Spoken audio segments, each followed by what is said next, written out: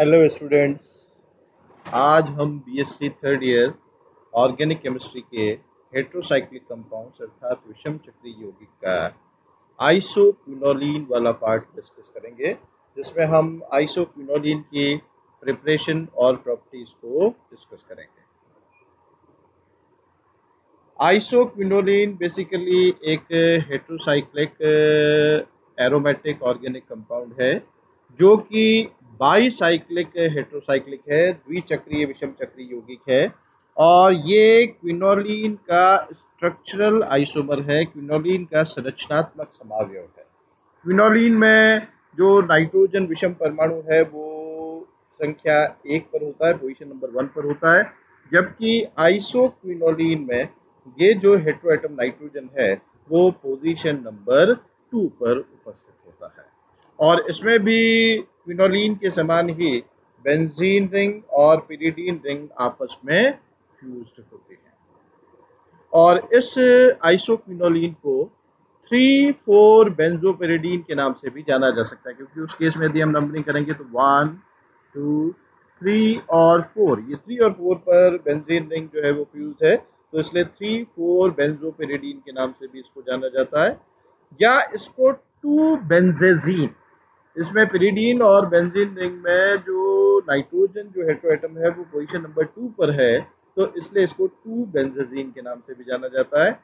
या इसको 2 एज़ानेप्थलीन के नाम से भी जाना जाता है, क्योंकि नेप्थलीन में नेप्थलीन जो स्ट्रक्चर होता है उसमें CH की जगह पोजीशन नंबर 2 पर ये नाइट्रोजन यानी कि एजा आ गया है, तो इसलिए 2 एज़ानेप्थलीन के नाम से भी इसको जाना जाता है।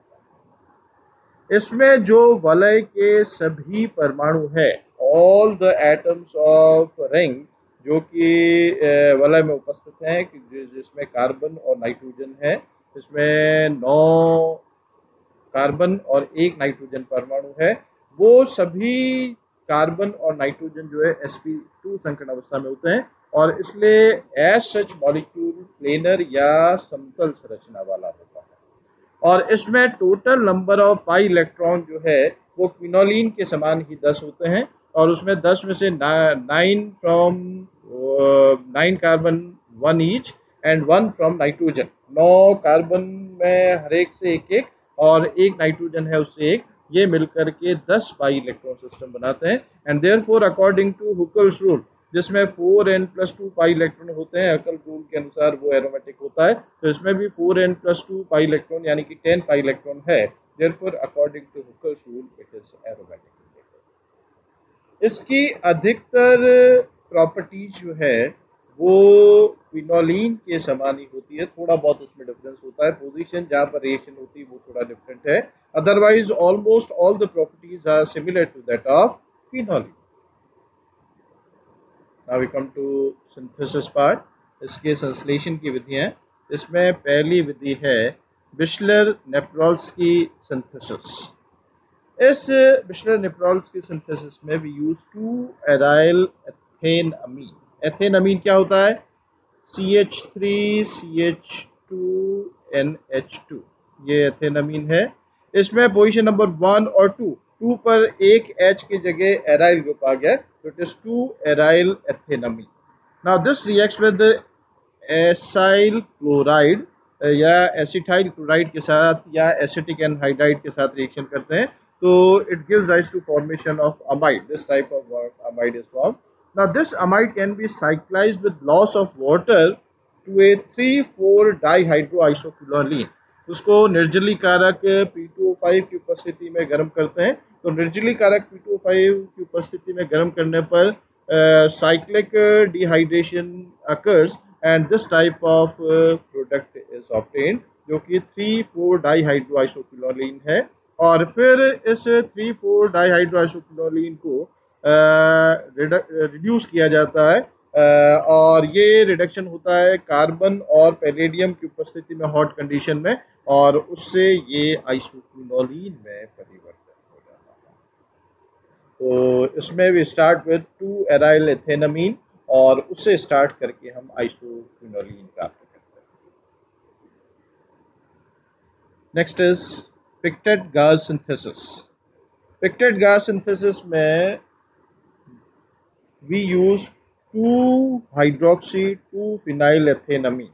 Again ethanamine is CH3CH2NH2।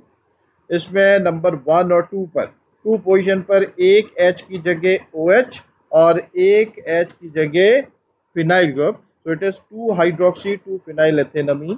इसको पहले बेंजोइल क्लोराइड के साथ C6H5COCl के साथ ट्रीट करते हैं, तो अमीन ग्रुप का बेंजोइलेशन होता है and this type of product is obtained. और फिर इसको POCl3 की उपस्थिति में हीट किया जाता है, गर्म किया जाता है। अगेन साइक्लोडिहाइड्रेशन अकर, चक्रीय निर्जलीकरण होता है and this type of 1-phenyl isoquinoline is obtained, जो कि सब्सटीट्यूटेड आइसोक्विनोलिन है। और ये जो सिंथेसिस है ये पिक्टेट गार्ड सिंथेसिस के नाम से जाना जाता है। Next is Pomerance-Fries synthesis. Now this is basically acid promoted synthesis of isoquinoline starting from benzaldehyde and 2,2-dialkoxyethylamine. This is benzaldehyde and this is 2,2-dialkoxyethylamine. इसमें इथाइलअमीन या एथेनामीन में 2 पोजीशन पर 2 एल्कोक्सी ग्रुप आ गए हैं और इनको एसिड के प्रेजेंस में ट्रीट किया जाता है। तो एसिड के प्रेजेंस में ट्रीट करने पर elimination of water and alcohol molecule takes place, जल और अल्कोहल के अणु का विलोपन होता है अम्ल उत्प्रेरक की उपस्थिति में, और फाइनली इसमें आइसोक्विनोलिन प्रोडक्ट के रूप में प्राप्त। Now we come to properties of isoquinoline. अब जैसा ऑलरेडी हमने डिस्कस किया, इसकी मोस्ट ऑफ द प्रॉपर्टीज जो है वो क्विनोलिन के समान ही होती हैं, क्योंकि इसमें भी बेंजीन और पिरिडीन रिंग जो है वो एक दूसरे से फ्यूज्ड हैं। केवल इसमें नाइट्रोजन की पोजीशन जो है वो डिफरेंट है क्विनोलिन से। ये कलरलेस कंपाउंड है जो कि वाटर में ऑलमोस्ट इनसॉल्युबल होता है, अल्कोहल और ईथर में सॉल्युबल फॉर्म में होता है। अब केमिकल रिएक्शंस में फर्स्ट इज बेसिक नेचर या क्षारीय प्रवृत्ति, या we can say electrophilic addition to nitrogen, क्योंकि इसमें नाइट्रोजन पर lone pair of electron present है, एकाकी इलेक्ट्रॉन उपस्थित है। और ये जो लोन पेयर ऑफ इलेक्ट्रॉन है it is not involve in aromatic sextet, ये अनुनाद में भाग नहीं लेता है, ये नाइट्रोजन पर ही उपस्थित रहता है। तो due to presence of lone pair of electron और नाइट्रोजन ये क्षारीय प्रवृत्ति दर्शाता है, बेसिक नेचर शो करता है and therefore it react with inorganic और organic acids to give salt. कार्बनिक या अकार्बनिक अम्लों से क्रिया करके ये लवण में परिवर्तित होता है। से फॉर एग्जांपल, अच्छा इसमें जो इसका जो बेसिक नेचर है वो पिरिडीन या क्विनोलिन के समान ही होता है, क्योंकि इसमें नाइट्रोजन पर जो लोन पेयर ऑफ इलेक्ट्रॉन है वो किसी में भी, इन तीनों में से किसी में भी वो रेजोनेंस में पार्टिसिपेट नहीं करता है। हाइड्रोक्लोरिक एसिड के साथ रिएक्ट करके आइसोक्विनोलियम क्लोराइड जो कि सॉल्ट है, आइसोक्विनोलिन हाइड्रोक्लोराइड जिसको हम कह सकते हैं, इस प्रकार के लवण में ये परिवर्तित होता है। इसी तरह से एल्काइल हैलाइड से फॉर एग्जांपल मिथाइल आयोडाइड के साथ ट्रीट करते हैं, तो क्वाटर्नरी सॉल्ट या चतुष्क लवण जिसको यहाँ पर हम एन मिथाइल आइसोक्विनोलिनियम आयोडाइड का नाम दे सकते हैं, इस प्रकार का चतुष्क लवण जो है वो प्राप्त होता है। इसी तरह से एसाइल हैलाइड के साथ रिएक्शन करने पर भी इस तरह का सॉल्ट प्राप्त। तो ये इलेक्ट्रोफिलिक एडिशन या क्षारीय प्रवृत्ति जो है वो आइसोक्विनोलिन शो करता है। Next is electrophilic aromatic substitution reaction. Electrons ने ही प्रतिस्थापन अभिक्रियाएं, क्योंकि हक्कल के नियम के अनुसार ये एरोमेटिक है और एरोमेटिक होने के कारण ये इलेक्ट्रोफिलिक सब्स्टिट्यूशन रिएक्शन शो करेगा, क्योंकि जो एरोमेटिक कंपाउंड की जो सबसे कैरेक्टरिस्टिक रिएक्शन होती है वो इलेक्ट्रोफिलिक सब्स्टिट्यूशन रिएक्शन होती है। उसमें इलेक्ट्रोफिलिक सब्स्टिट्यूशन में नाइट्रेशन, सल्फोनेशन, हेलोजिनेशन, एल्काइलेशन वगैरह सारी आती हैं।